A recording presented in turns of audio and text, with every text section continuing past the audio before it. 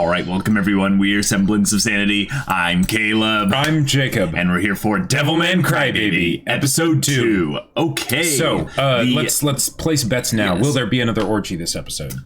No. They're probably only going to do orgies like every other episode. Sure, yeah. So gotta keep it under control. The main plot thing is that Akira has been possessed by Amon, this demon devil thing that Rio specifically instigated so that his buddy could get possessed. Yeah. Now, what I think this is leading towards, and we mentioned this in discussion previously, is that he sees that as maybe a good thing. Like maybe that's yeah. Although maybe this went too well and he didn't mean for it to quite go the way that it did because he seemed a bit surprised or something. But he had this whole thing of wanting to capture it and film it and stuff. So it's like, okay. He's got a goal. He has a goal, yes. Yeah. And he is eerily giving us Griffisu vibes. So they're not being subtle about that. Well, I mean, yes. Or rather, Griffisu was a much more subtle Rio. Yeah, the pacing of this show's just first episode is giving us kind of a vibe that they have to kind of simplify a lot of the concepts. Sure, they can't beat around the bush, yeah.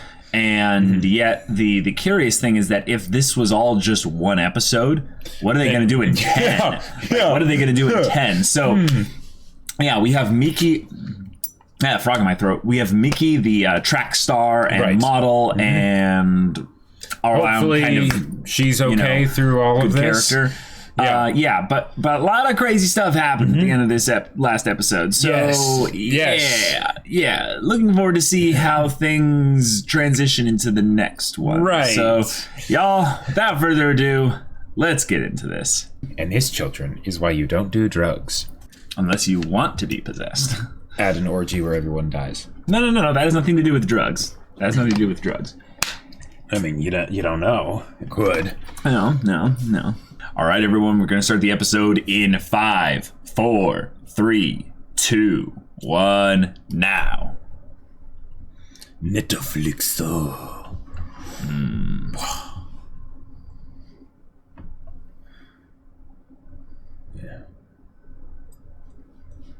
Oh, that's right. This show has a killer OP. This OP, yeah. You could say it's quite devilish.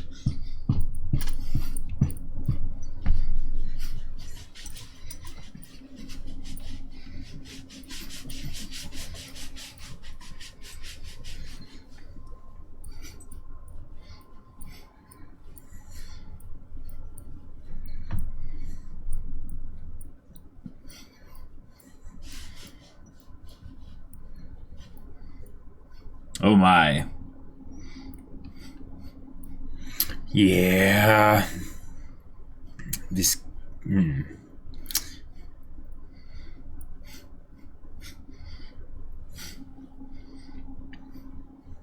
The opening is so impressionistic in some ways, but then at the same time, because of the nature of the show, I don't know how much of it is actually impressionistic. Right. I think if anything, it's actually a lot less impressionistic than we give it credit for. Yeah. It's actually way more, obvious in what things it's specifically pointing to.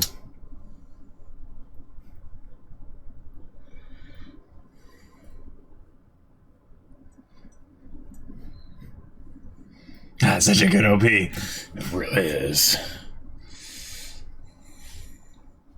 All right, here we go.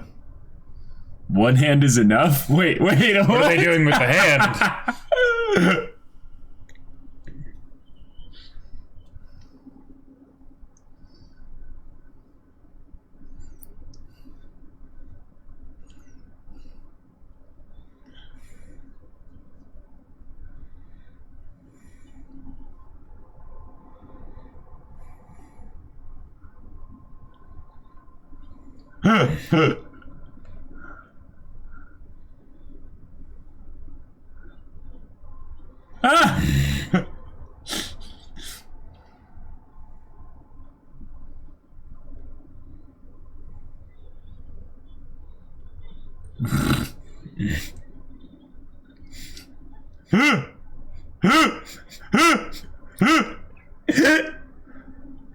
So that's his last name, Fudo?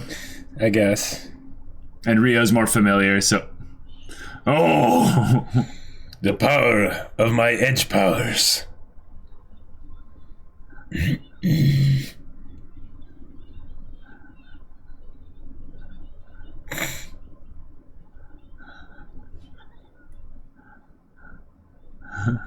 is it!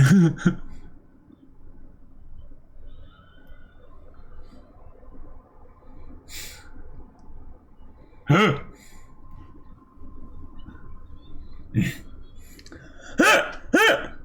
Oh my gosh. Oh my gosh.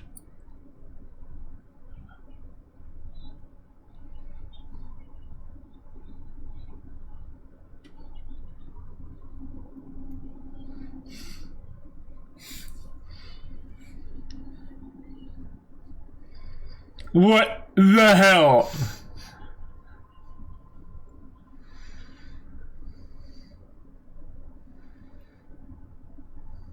And oh my gosh. What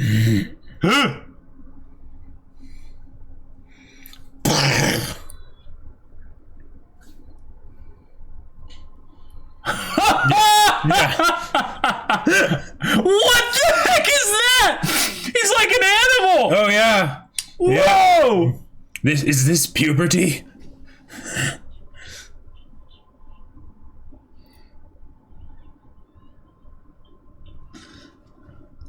Huh. 10 seconds.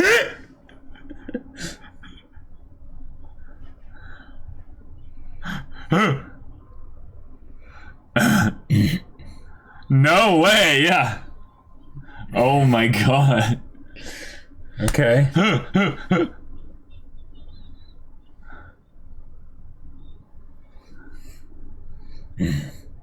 Or it was just my spiky hair and eyebrow power. Oh my god. Wow.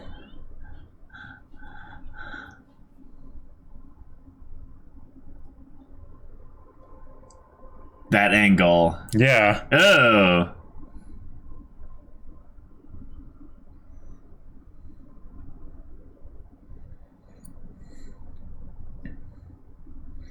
She deliberately avoiding him? Yeah, she is still. That's the second time.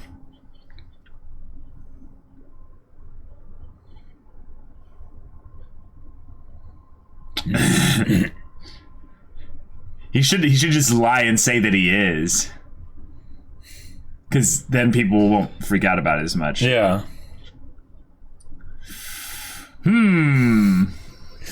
It's almost like it shouldn't be physically possible.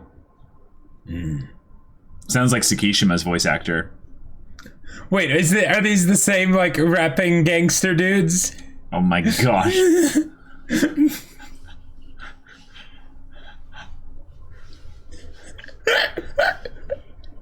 And the dock is patched up where Ryo shot it. Why these guys are here, who knows? But, you know, whatever. This is their form of rebellion. They're just like, we're gonna live by this river. Why are they even in the show? Kind of a thing, you know. Just to be cool, to be themselves. Exactly. You know? No way. No. Clearly he was blonde. Yeah.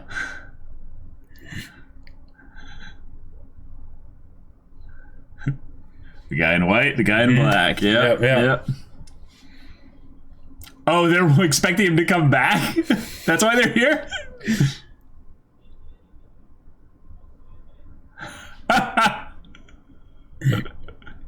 We'll rap you to death. Oh! Okay. Yeah. Okay, there you go. Explain that to Miki, yeah.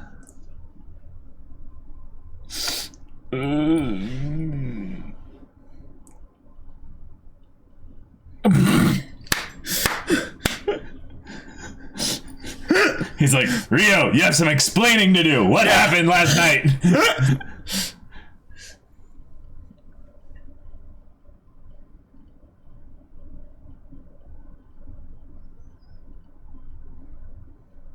It's not demonology, Sabbath gyms, qualifiers. Oh, yeah. That's like, nope. This is not right for your young eyes.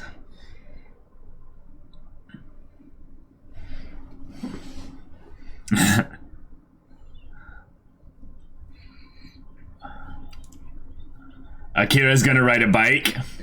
Of course he is. Yeah, because he can't run fast enough. Yep.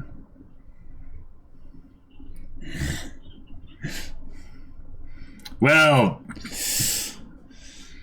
something.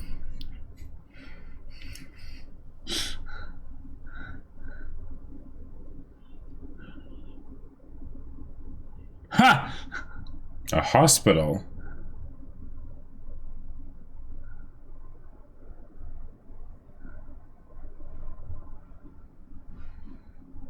Oh, gotcha.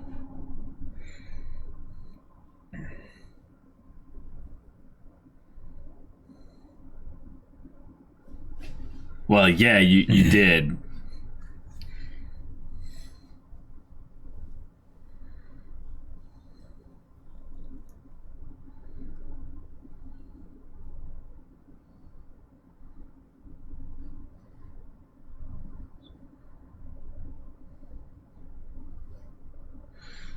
And saved them? Wasn't everyone dead? Yeah.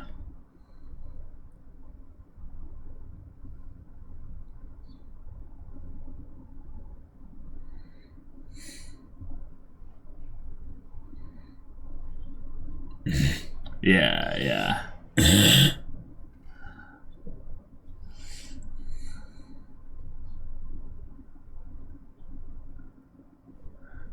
Oh. All right.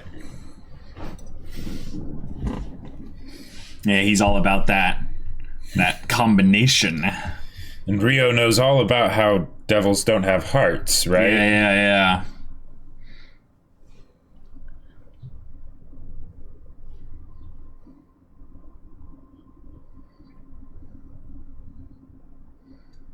Okay.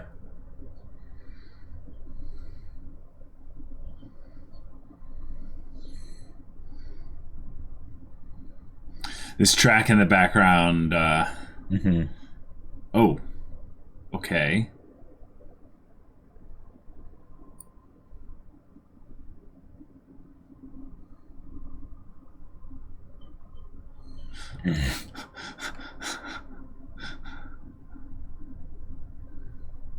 Jeez. Okay.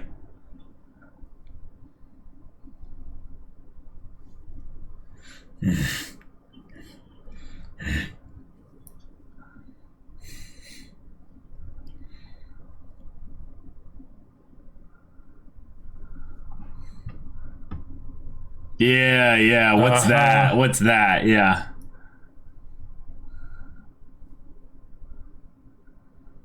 Whoa. Well. Okay. Dang.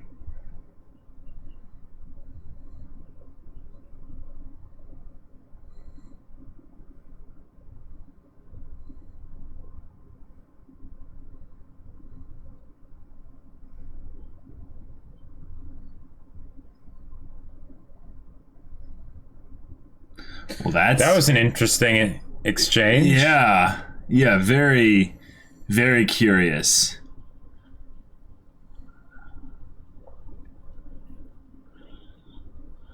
No, crap. You're dead, whoever you are.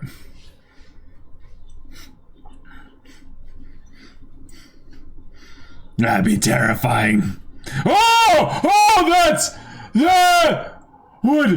That would mess me up. The muzzle flare revealing their forms. Oh yeah, there you go. He's dead. Yep. Why so many watches? I don't know. Maybe he's trying to keep track of times in different places. Is this another? Are these people antagonists? People that are trying to control devils. Right. So Rio might not be like, might not be the main like problem. Oh, I'm on. Silene, okay.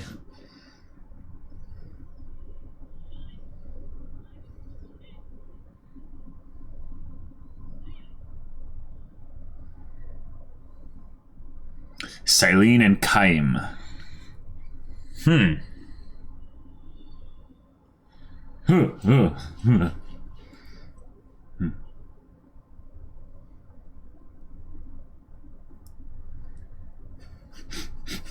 The devil at the table, and they're all doing their Catholic praying thing.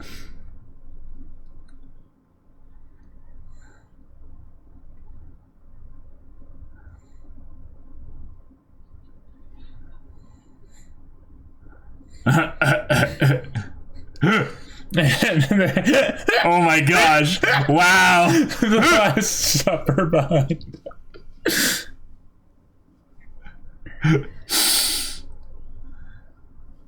Awkward.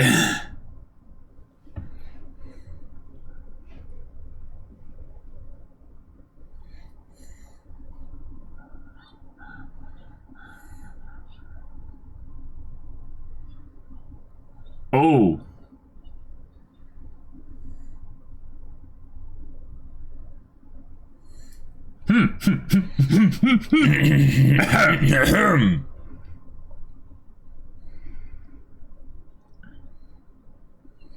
How does he know all this stuff? This kid. Gotcha. Well, he's dead now. Yeah.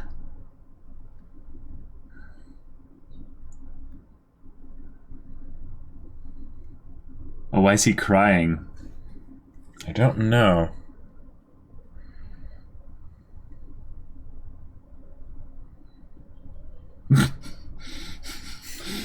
His memories coming back in flashes, basically. Oh, memory, sure. Yeah.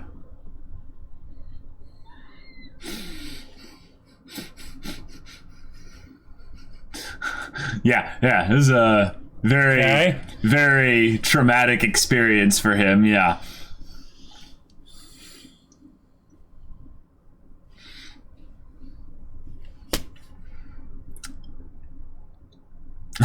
Oh my gosh. Oh my god. Oh my god. Wow.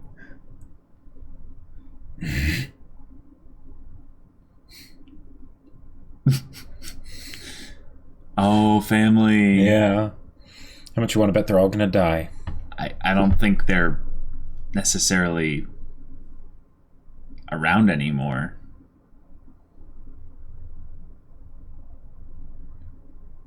Oh, right. Yeah, see, like they Hence went on why he's staying with these people. Yeah, he went on a trip, yeah. Or they went on a trip and, yeah, they never came back or something. They got killed or something.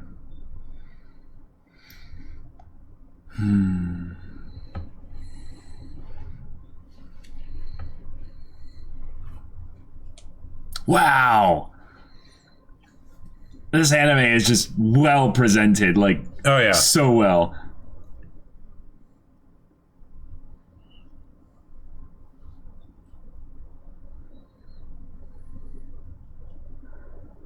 This looks like your modeling agent or something. Right. He keeps trying to...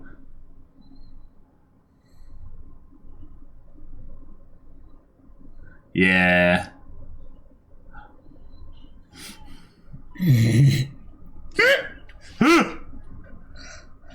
Whoa.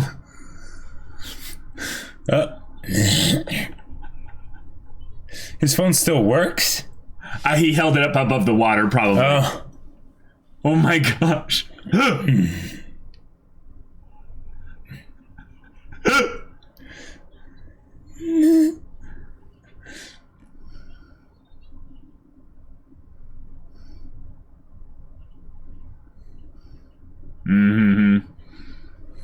Nothing. Just that he's taking advantage of it, probably, for his own perviness.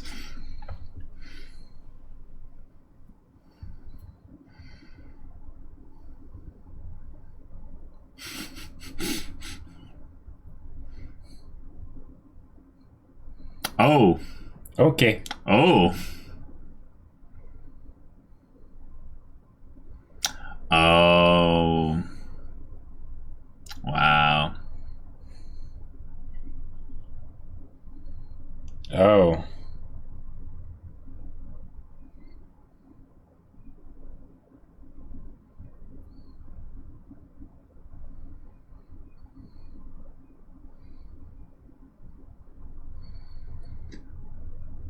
So this is just spreading everywhere. I guess, yeah.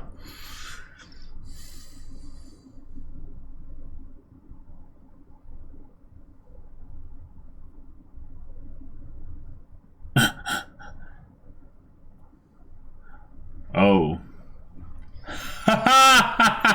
Wait. Is that the old show? Devilman opening. Sure, probably. That's so meta.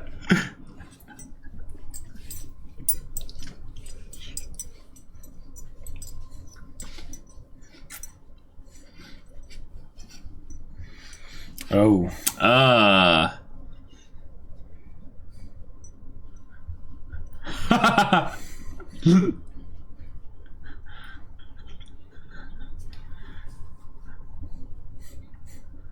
Oh, okay.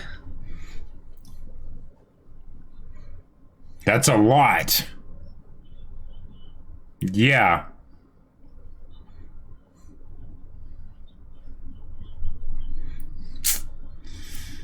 When we met. Mm-hmm. Like way back when they were little. Yeah.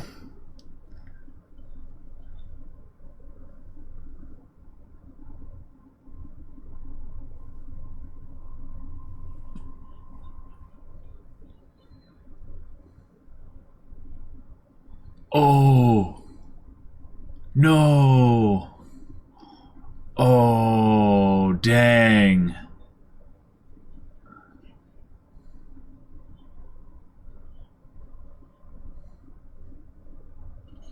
Wow. Jeez.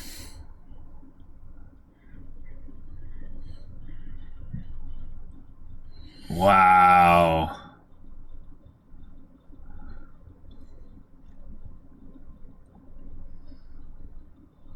Oh, yeah. They're gonna eat him. Yeah, yeah.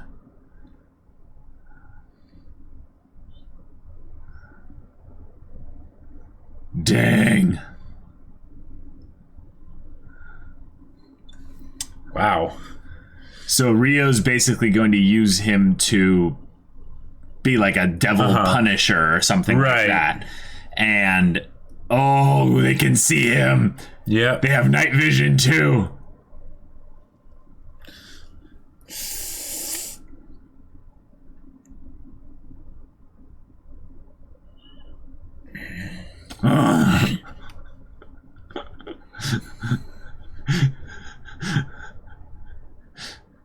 This is so crazy. Oh, dang. Wow.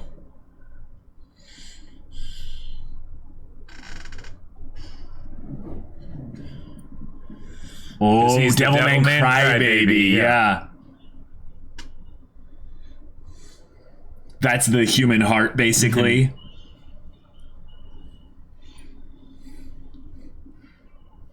Oh!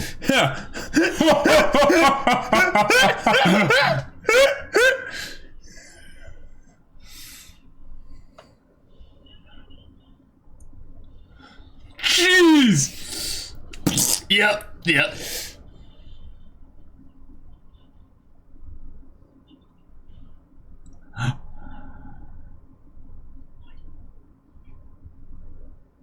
Someone else with his same idea, basically. Yeah.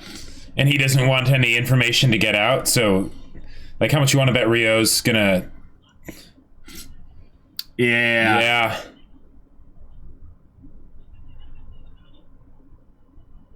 Yeah. Oh boy. Well, this is bad. Yeah. This is bad. Jeez. End the episode. Okay. Wow. Okay. Ugh. All right. Wow.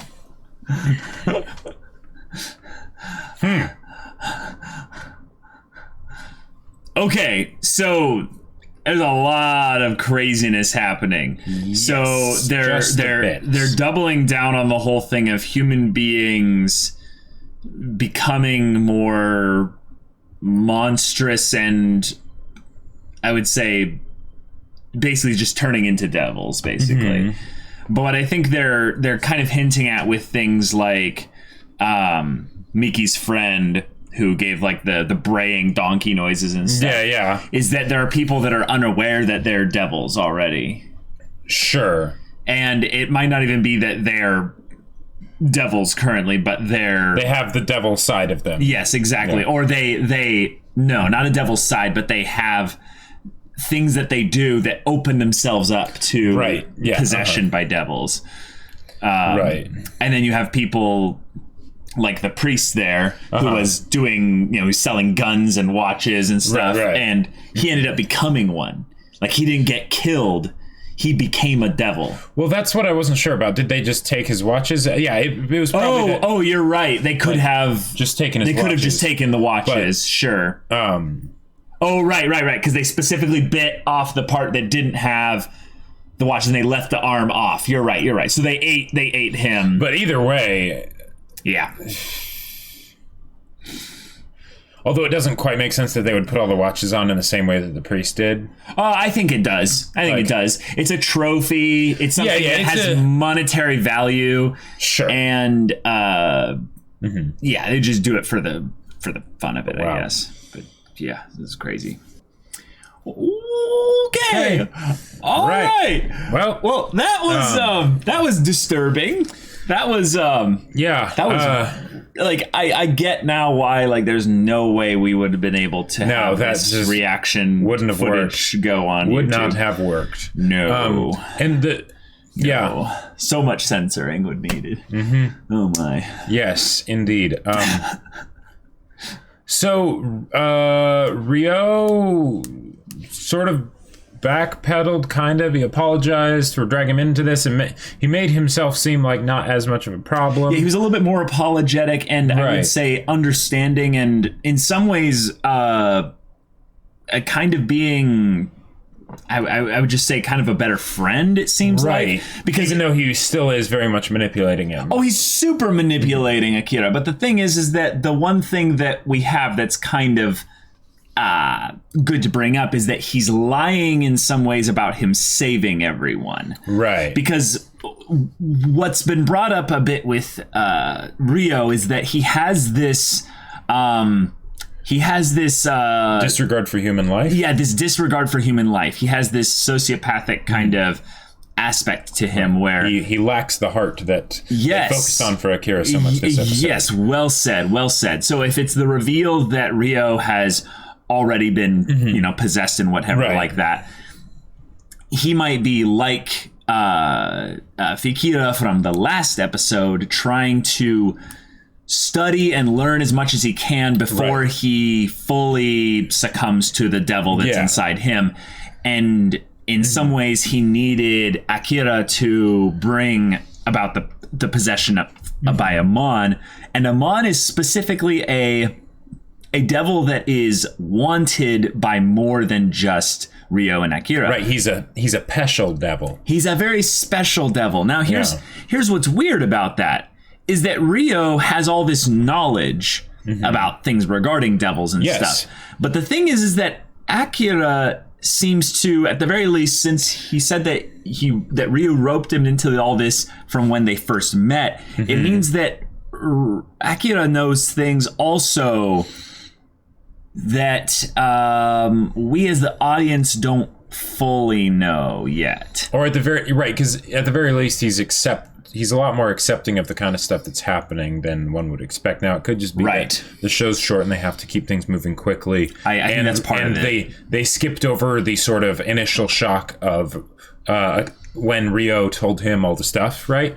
Because then he got to see it firsthand and whatnot. Yeah. Even though he doesn't seem to remember what exactly happened. Yeah, he has little flashes in his dreams, it seems, but the idea of him acclimating perfectly to this new body, this new form, if you will, these new abilities, is something that removes a lot of specific types of drama, conflict in the story, and in some ways, I kind of like that. I kind of like how it keeps things moving. How it keeps things moving, and I mean, it moves ridiculously fast with the like that ridiculous running. Oh, that was so funny, but it was so also like cool as well. Oh yeah, because like, okay, let's be real. If you got some kind of super strength or whatever or something like that, super body. Speed, yeah, super body, that would be probably the best part about it, would be the free running. Like, because I mean, come on, they went full on like, okay, so your body's undergoing a lot of changes, and whatnot. And they definitely dialed that up to 11. Now I think we can tie that exhilaration, the exhilaration he had of one having the massive demon dick, the big body, the sexy change, the free running and all that, the angular eyebrows. Yes, him indulging in the pleasures of his new body. Right. Now, here's something that's very interesting. This whole show so far has been somewhat pointed at those that are indulgent in their desires, their baser desires. Now, we've already brought up religion. Yes, that was very quick. They literally had the last supper slow panning as they're praying and having supper, and the Judas at the table, the devil at the table, basically. Exactly. And there's nothing wrong with him, as far as we know. He seems like a pretty stand-up guy for the most part. But they can't deny that. Oh no, he's just right there. They have no idea. Yep. And then they have this kid, Miki, who knows Wait, no, that not Miki. No, I know Miki. Miki's younger brother. Oh, right. Yeah. Uh-huh. Did I not say brother? Did I just say Miki? Said Miki. Oh, yeah. I know it's not Miki. No, but the brother who knows his password for his account on his computer and has been looking up things regarding devils and all sorts of all stuff, the other things like the Sabbath party and all that. Right. So yeah, I expected them to do something where when he went to the window and he's like, oh, Akira, there's the motorcycle and all that stuff. I almost expected I wouldn't have been surprised if there was something where he comes in and he's like, what are you doing? How did you get there? You're on my account again, aren't you? He's like, yeah, or something like that. But so yeah. I just realized a trope that they put into the story and I didn't even realize that it was there. Which one? The Miki is his sister, not related by blood. Yes. I just realized that was something that they set up right now. My God. Yep. That's right. So he doesn't have parents that are around or alive. It's not clear, but it's not really. Probably they're out of the story. They're out of the story regardless. Mm-hmm. The point is that he's living with a new family. He is essentially an adopted brother of theirs, right? And he really only had Rio, I think, growing up, probably. And what I think is cool here is that while Miki is his sister and stuff like that, they aren't super close. Things are just kind of awkward brother sister kind of whatever kind of stuff. Although they'll still run races together or whatever. Yeah. Right. Mm-hmm. But the whole exchange where she was on the video call with the model agent guy. Right. You can see that he's a little bit starting to. I don't know, maybe succumb to some of his baser desires as well. Yeah, I almost feel like he's been for a while, because the whole thing with the friend, that was not something that was probably a first-time occurrence. That was probably something that had happened before. Wait, what friend? The friend, when she told him that, she's not able to make it, and then later it shows the friend and she's remembering what happened and how, he... Well, that was because she went. She went, and we don't know that it's ever happened before. Like, no, that's something that we know. I'm not talking about the friend going and doing the photo shoot. I'm talking about all the other stuff that happened with the manager after. Yeah, that was all in the same shoot. Well, right, but be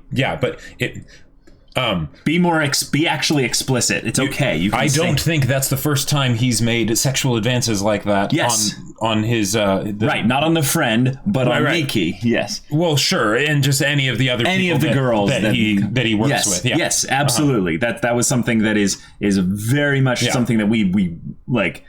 Like, we mentioned that in the first episode. Right, exactly. Like, we mentioned that, like, oh, well, here's the creeper trying to... Right. And she's smart enough to realize, yeah, like, I had the one shoot with you that one time, and I don't want to do that again. Because we don't know why she's not doing that again, necessarily. You know? I think she's... I think this is almost, like super on the nose. She's a track athlete. That means she's really good at running. Oh, so some guy basically tries to set up, hey, let's do this sexy photo shoot, and everyone's gonna like you and stuff. And now she's probably like, yeah, I'm fine taking pictures in bikini, absolutely. Sure. No, when you come and touch me, like, no, run away! Yep. Use the Joestar secret technique, right. and I'm very good at it. Yeah. Get out of there! And I think this is where we're going to like appreciate Miki a lot, is that she doesn't take basically crap from people, right? Especially Akira, who is kind of budging into a little bit into her own business with trying to be all like, I'm gonna protect you. Although giving that picture of his face with the crazy eyebrows, that was hilarious. That probably is an effective technique, even if it was an unwanted technique. Right. In some ways, he might have already known about him as being like a brother or something like that, but his new look and everything, he might be like, wait, who the hell is that? Right. Oh, sure. Right? Yeah.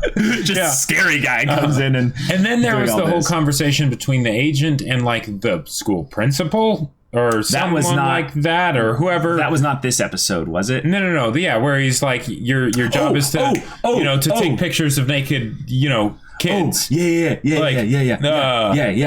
Yeah. Hold on. So that is the modeling agent, right? Okay. I wasn't 100% sure it was, but if you think it is, okay. Because if that's the thing, you know what that all ties into is the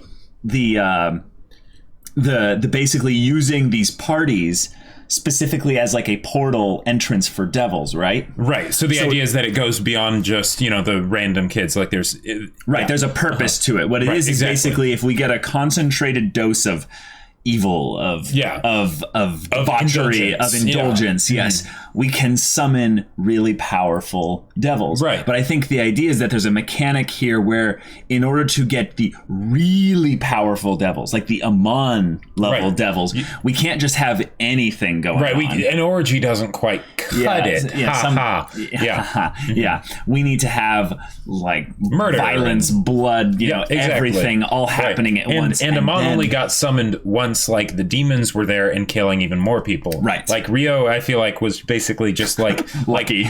Well, he was like the falling of small stones that starts an avalanche. He was taking away the little stones from the dam that basically let the water start to go through, and then the whole thing just right. And then it ran out of control, and he didn't even have any way of slowing it down. Right. And then eventually Amon showed up, and what's cool so far though is that they haven't made this be a thing where Amon is a separate, at least so far, separate entity from Akira. Right. It's like Akira just got all the positives with none of the negatives of usual kind of possession. So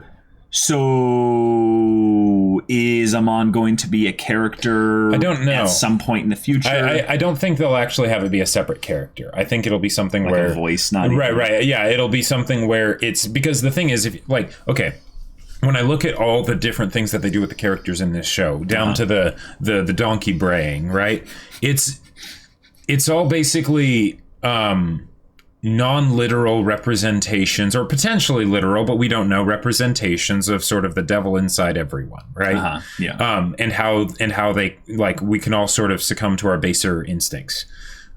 So because of that, I don't think they're going to do something where it's actually going to be a separate entity. It's more of just that now Akira will have to deal with that side of himself in a very direct manner that he hadn't had to previously.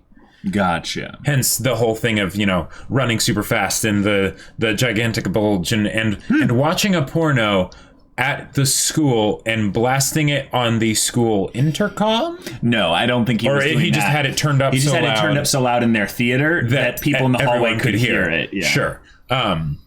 Yeah. Yeah. If anything, the conversation between Celine and Kaim, I think, is the one that has the most importance for us to kind of pay attention to. Sure, as far as plot goes, definitely. Right, because she was basically looking for a partner. And now, it seems like she was looking for Amon as a partner. Right. And the thing is, I think when she says partner, she's not meaning like a buddy, one of us, one of them partner. I think she's meaning to come into me and be a partner with me. Quite literally. Come into her.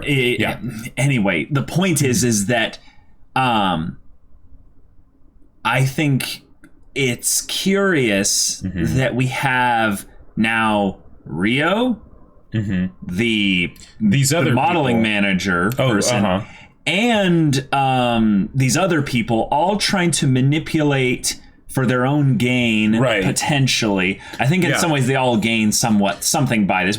Some of them are more obvious than others, where one of them was like, I'm going to break the story that will change the world. This is crazy. But then the other people, it's like, what do they gain? Right. I feel like the modeling specifically. I feel like the modeling manager is or agent is basically a representation of the idea that devils and demons have been at this a long time, and that basically they aren't just starting to make their moves. The idea that I would not be surprised if Celine or Kaim were basically behind the whole modeling agent dude and all the stuff that he was doing in the orgies and everything, and and that if anything, Rio is kind of the wild card. The wild card. Well, or Akira is the wild card, and Rio is the one other person that's basically instigating counter chaos, kind of. And the thing that I have to assume in a lot of ways is that because these new characters, Celine and Kaim, were just introduced in this episode, they're not as important. They're not that important. Right. But the thing is, what they say, I think, is important. Yes. Because Rio isn't telling us, the audience, everything just as much as he's not telling Akira everything. So when I think about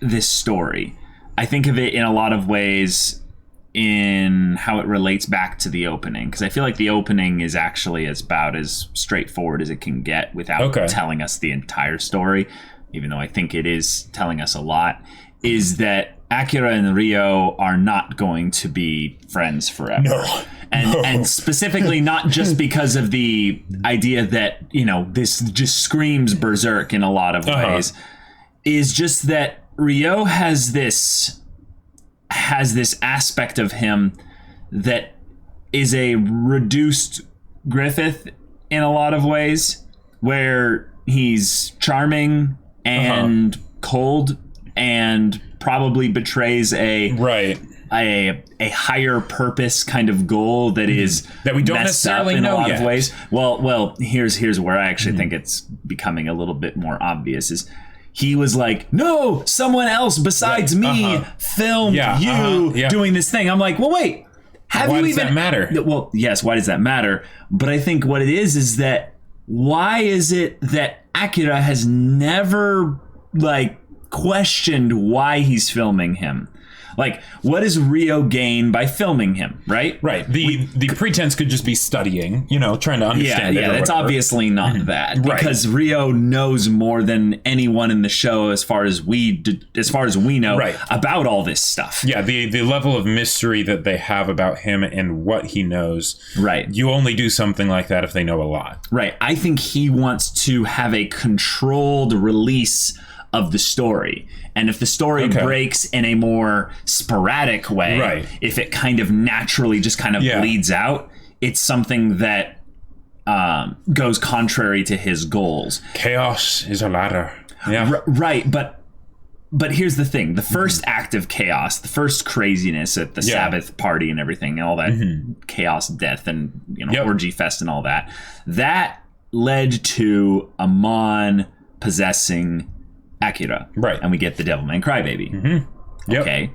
Cool. Right. what I think that might have been for Rio is basically a test to basically say, okay, if we get enough chaos, craziness, death, debauchery and craziness, what is the net result of that? Sure. How does that advance maybe my goals, humanity in some ways? And then we have basically the contrast of him being the man in white versus the man in darkness, Akira, who is the protagonist. Right. So this guy is what? So I'm thinking, if anything, he wants to have a more potent release of chaos, darkness, and craziness and stuff. So by using Akira to release that. I think I might have figured it out. And maybe this is taking it too close to Berserk, but the fact that this is how this works in this, and Berserk came so much after, it's like Berserk definitely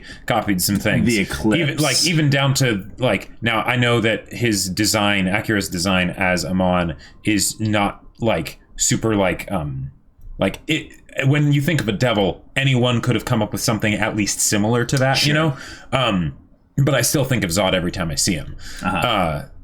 What if that's what Rio's trying to do? Is he's trying to do a super eclipse, and basically he's like, I'm ready to accept a devil, but I don't want to just yet. I want the biggest devil. The biggest devil, and that's what he's going to do. And Akira was his test. Was his test subject. Yeah, exactly. He's like, okay, so I need something on a bigger scale. So he's getting all this information and stuff so that maybe he can do some mass internet whatever thing that all happens at the same time, and then because if the world descends into chaos, true chaos, riots in the streets, people killing each other, that's a lot of blood being shed. Yeah, but the thing that's interesting is that if you think he's a person who's trying to expose this underbelly, he would actually be excited about this person filming it and stuff, because it achieves the same result. Exactly. Now here's the thing: if he's such a good-natured person, he would be saying, no, they saw your face, they saw you, that means trouble for you as a person. But now he's like, no, they stole, someone other than me was filming it. Right. It's is the conflict about who was doing the filming or about what they were filming? And the thing is that he still brought up the idea that they recorded him in the whole transformation and everything. Yeah. And given the pacing of this show, it's not like they would go into crazy detail of all the things that he would say about it and stuff.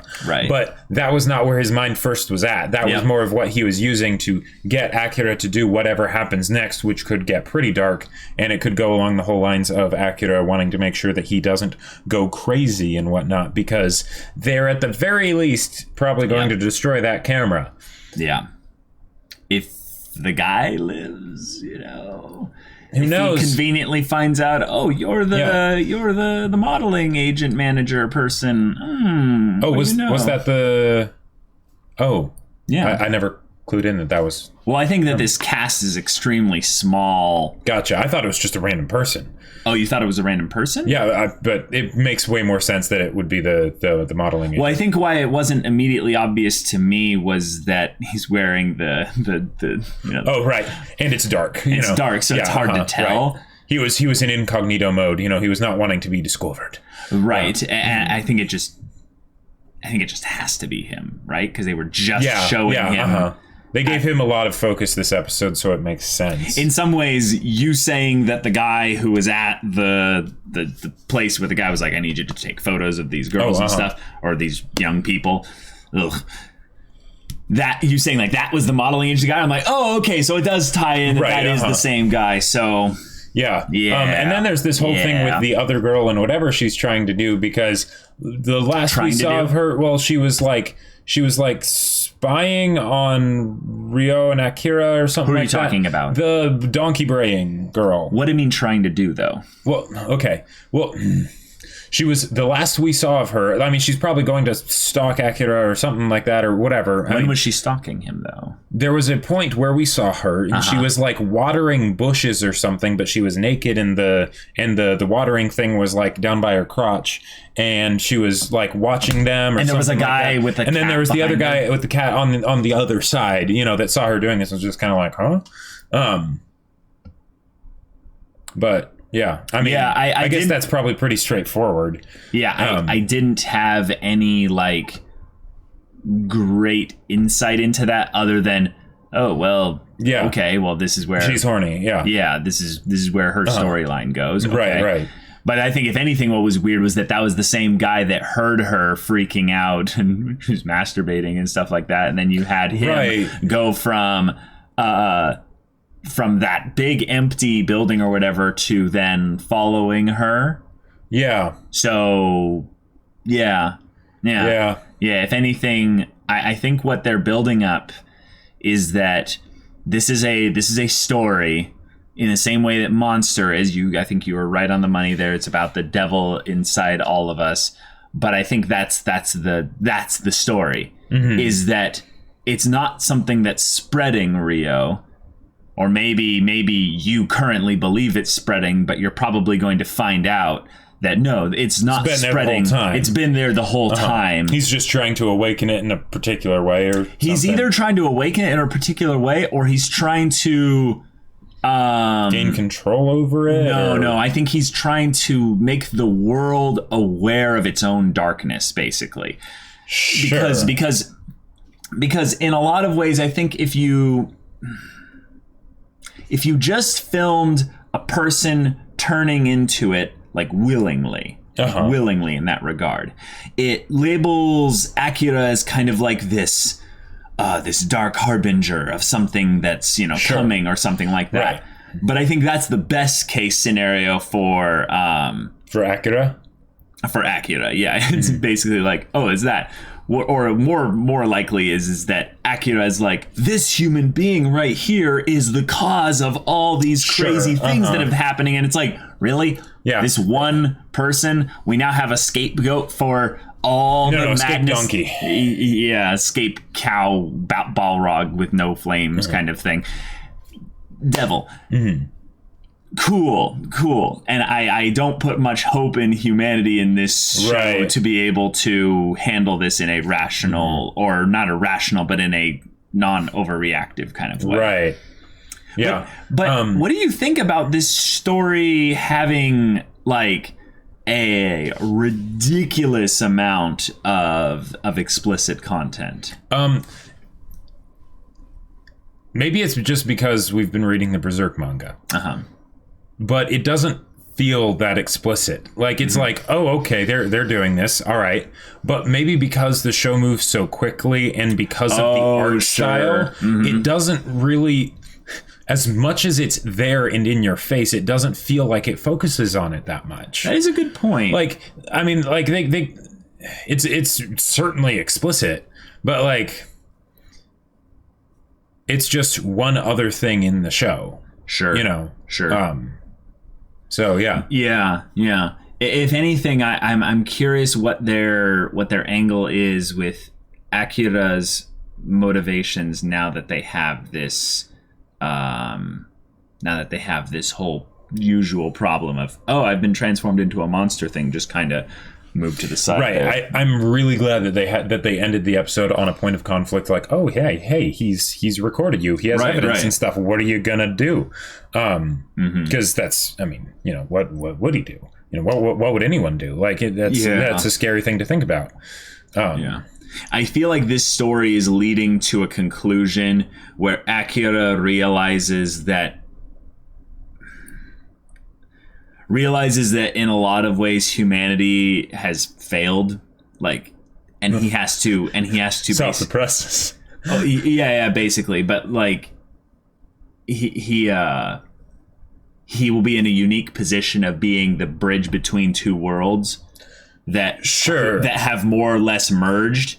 So he needs to decide what his response to that amount of darkness is. Yeah. Does he succumb to the devil inside with the rest of humanity? Right. Or does he basically stand as something else? Because I have to assume that this is a show, given how short it is, that it's going for a more philosophical slant than an action kind of identity kind of slant. Yeah, given how they handle the action scenes, like it's not a question of what the outcome will be, right? It's just that he's a devil man, he's a mon, and he just kills things, right? And granted, it's early, so they could bring in more like fights where who's gonna win kind of a thing. But given that so far at least we haven't had any worry about the outcome, I would say that means that they're focusing a lot more on just the internal conflict, right? And with the internal conflict and this whole idea of him changing and humanity as a whole having this darker side to them, then it's a question of understanding it and coming to accept it while continuing on with your life in the best way you can. Yeah, because so much of his life, I would say, has been simplified down to this family. And they're not safe. They are. Yeah, they're not safe. And it's not really, I think, just because of him. I think they are kind of setting them up in some ways to be that last kind of bastion of light, given that they are the religious family. Exactly. They're not scared of devils, or maybe if anything they are a little bit scared of devils, and they're properly kind of you're like, no, that's just stupid rumors and stuff. We don't deal with that craziness. we are well educated and we have love. I'm like, the power of love and the power of love and education is going to help you a lot when things go to hell. This is totally that kind of show. This is totally that kind of show. Yeah. If anything, I wonder. If anything, I wonder with Akira, since we're both in agreement, and I would say for the most part, that it doesn't seem like they're bringing out the Amon entity as some kind of voice in his head. If it's going to be a more of a merging thing where he'll just do things, and then he'll look at his bloodied hands and be like, oh, what did I do? I am very interested in how the fast pace of the show allows us to have scene transitions where he'll essentially have a memory blank, and we will have a memory blank because we won't have seen something. And they can use the power of not showing something to great effect, essentially chilling things there. I just want to see that. That could be pretty cool. And also just the idea that since we're talking about an emotional journey that these characters are going to go on, and the pacing is so fast, that means that we don't have to worry about the characters getting stuck in a place emotionally that we don't want to see them at, because that's a natural thing to happen in stories like this, right? Because it's not just an all positive uphill battle, or it's not all sunshine and roses all the way to the end. It should get pretty bad. But we we don't have to worry about Akira being in an unlikable place for too long if he does go there, because he might be there for all of 5 minutes and then it's over. And that's conservative estimate. That's something that I on a rewatch of this show, because I do think I'll need to rewatch this show in order to get actually like the subtle things going on, because I feel like I'm missing already so much just because of how fast it goes. That I wonder whether or not I will look back on the fast pace of this show more positively or less positively. So right now, it's fun, it's fresh, it's something that I've never really seen a show do. Me neither. And the music is absolutely excellent. Like the music is Kensuke Yoshio. Thank you. It is incredible. Absolute mad lad. And that whole little meta thing, which I has to assume has to be an old school reference of the original show. Probably. Because there's the whole, the Devilman opening. I was like, wait a minute. Are they really breaking the fourth wall? Like, I've never seen a more like dark anime like break the fourth wall. That'd be like Griffith like looking at the camera for like very specific things and then like winking and then the eclipse begins or something. No, it's everything that Puck does. That's Puck. Because Puck is breaking the fourth wall all the time, all over the place. Wait a minute, you're right. He's just stomping through the fourth wall with smashing through it with his tiny little spike balls. After fourth wall, boom, kicks it down. Exactly. All right. Well, then, you're right. So, y'all, this is a crazy show. It's really, really uncomfortable at certain times. I am going to have a hard time blocking that donkey braying out of my head. Yeah. Yeah. So, y'all, if you want to see the next episode's reaction right now, go check out the link in the description below for our Patreon. You can get on early access there. Any level support gets you access to our Discord where you can chat with us about stories or just hang out in general. Chat about whatever. And then Jacob's going to promote something here real quick. Yes. So if you're on early access, then you still can pre-order Battle Lines, my sci-fi novel. Links to the Kickstarter in a pinned comment down below because it's awesome. Only a few more days left. Yeah, March 19th is when it ends. So check that out. Before then. Yeah. So if any of that interests you, we'll see you there. But until then, we're Semblance of Sanity. I'm Caleb. I'm Jacob. And we'll see you all next time.